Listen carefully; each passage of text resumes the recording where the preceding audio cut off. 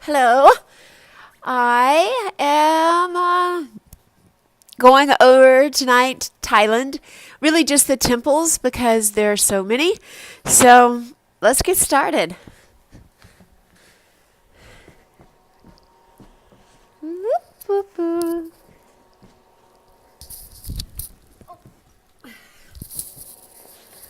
My lovely assistant Faye went home, so we are working things out here. Wonder why that looks so terrible. Here, I know. Oops, there's the Buddha.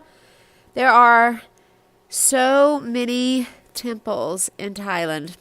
In fact, at the time when I was over there in 87, there were 30,000 temples in Thailand. So there's a lot to look at, an incredible amount. Some of them are gold. I honestly can't remember much about each of these individual ones. I know that they did find one temple at some place that had 5 tons of gold. It had been covered in plaster for a long time, so they didn't know that it was actually all gold underneath there. But these are amazing pieces of architecture all over. I went on a couple of tours and saw some of these different places. So the Thailand ones, I was sitting down at my friend's basement in October hoping to get rid of some of these slides because I'm tired of moving them from place to place. I was going through and I thought, wow, my eyes have seen a lot of things. That's part of why I wanted to share these slides, was just to encourage people to go see stuff. I don't care where it is, if it's in your backyard, if it's in your front yard, if it's around the corner, if it's on the other side of the globe. There's so much stuff out there in the world that's really amazing and worth our time. So yeah, I decided to start this little video project, DirtFloor Chats, because of all of these amazing temples in Thailand. And most all of these they all had to actually be either in or near Bangkok or Chiang Mai, because those were the only 2 places I went. So you can imagine if you spent more time there, you could see close to these 30,000 temples. Whoops, that one is not going the right way.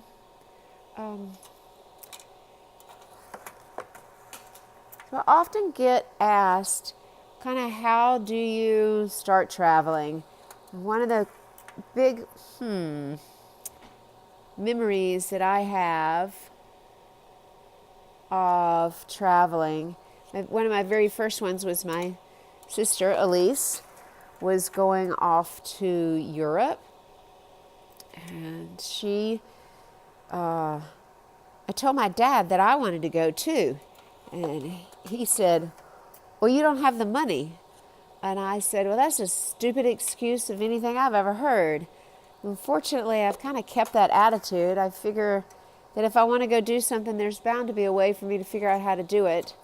So I kind of make it happen. Oh, man, just like I did with these slides, I ran into a big problem with the slide projector. It blew up, and then I just kept asking around and asking around and asking around and asking more people and some more people to try and figure out what other people would say. And eventually one of them said, why don't you ask your mother's friends? And that was the ticket, and I found one.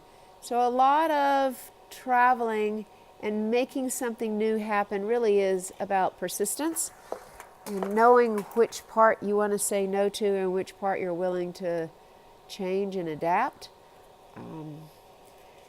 When I was saving for this trip, in fact, Thailand was part of a long time. I was in Australia, Thailand, Malaysia, Singapore, Hong Kong, Papua New Guinea, New Zealand, that area for a year. And when I was saving for this trip, I went into the grocery store and was at the checkout line. This person was in front of me. I said, I saw a pack of gum. And this conversation was going on in my head. I said, I think that one's upside down too. I want some gum. You can't have any gum. I want some gum. You can't have any gum. If you buy gum, it costs $1.25. You could stay in Australia for another 2 days if you don't buy any gum. I want some gum. I'm looking up at the cashier thinking, there's a lady in front of me that she's waiting on, and I'm just looking at the cashier saying, please hurry up. I got to get out of here. And this other voice in me says, I want some gum. But I wouldn't buy anything. I didn't care if it cost 25 cents. I was saving all my money to be able to go over there. So there's a lot of prioritizing, decision making, self-discipline. This Buddha is covered in all kinds of gold leaf where they press the gold on there as part of the prayers and requests. I have some other images coming up that show them actually doing that. So another how-to is, well, first of all, it's always scary. This past summer, I got rid of most everything that I own and decided to move and go traveling out west for 3 months. I was as scared as I was the first time I decided to do this. I was uncertain. It's always unknown. So the thing is, you're challenging yourself. So it's not like you've already done any of it before. It's all always new. I got off in Thailand, off the train in Thailand, and found a place to sleep. Looked up at the sign where I had left my passport and my hotel key and all my luggage and stuff.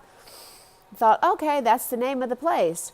I walked around for 2 or 3 hours, came back to what I thought was the right area and realized everything in that language looks the same. So I had no idea where I was staying, and I had to keep wandering around till I found it. So there's always the unknown, but that's part of what I believe I really love, is the necessity to dig within and find some internal strength and knowledge, abilities that you really didn't know. But the rewards, though, of course, are just people and things you see. I didn't take this picture. You could buy slides when I was over there, and I bought that slide.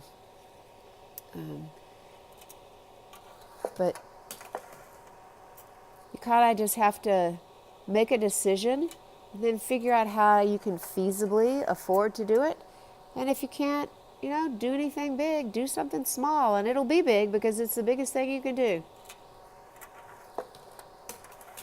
There's I can't remember what the stats are, but I think the Thai men have to do prayers and be a monk for a certain amount of months at a certain age.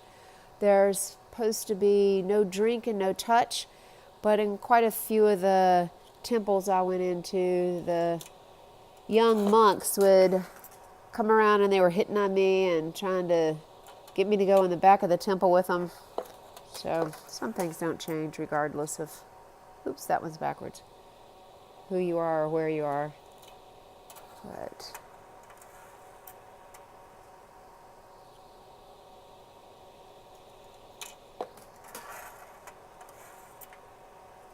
that's putting on the gold leaf on one of the Buddhas. They're very, very friendly people, the Thai.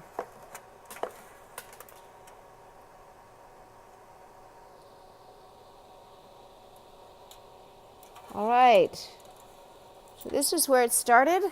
Thailand, looking at these shots and thinking, I should do something with it. So going to keep going through the slides randomly for the next week. Then after that, definitely more randomly. But I will post to let you know, and Give me some feedback at some point. It is live. Ciao, ciao, ciao.